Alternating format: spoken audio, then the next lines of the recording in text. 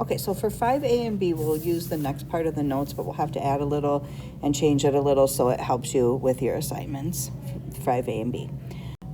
So let's see here.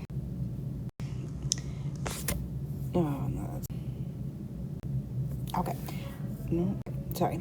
So even if an equation's written in function notation with the f of x, it's just the same as if it said y equals 1/2 x plus 2. So remember how this goes, that the 2 would be the y-intercept, and then the slope is rise over run. So we have to go up first, so we're going to go up 1 and over 2. And it would just look like that. It would just keep going up 1 and over 2. So then I think on your assignment today, you might have a line and it might say look like this, and maybe it goes like that. So I'm going to do this red line. So if you had to come up with the slope for that, you would just count the squares. It goes down 1, 2, 3. So it'd be down 3 and then over 1. And they might simplify it on the MCA test and just put -3. And then you would look for the y-intercept, which is b, and that would be right there at the 11 where it touches the y-axis. And the equation would be y equals -3x plus 11.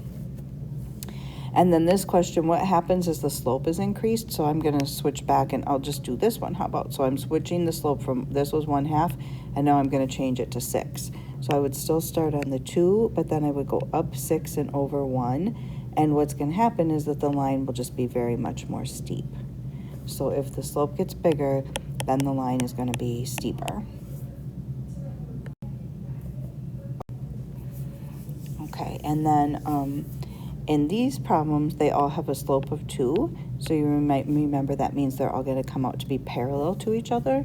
So this first one, I would start on 2 and go up 2 over 1, get this line. And then I'm just going to jump to this last one.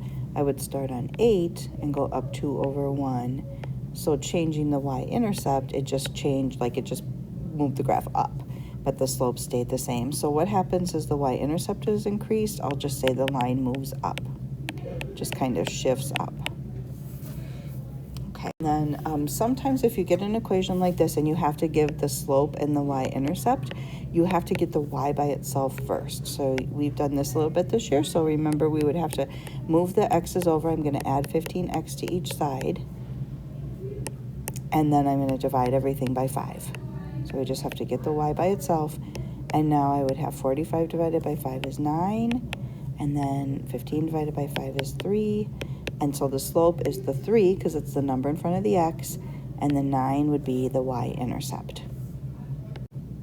You don't have to send me anything for this. You don't have to send me any picture of your notes. And it just should give you, I think, enough of a reminder so that you're able to do 5A and 5B.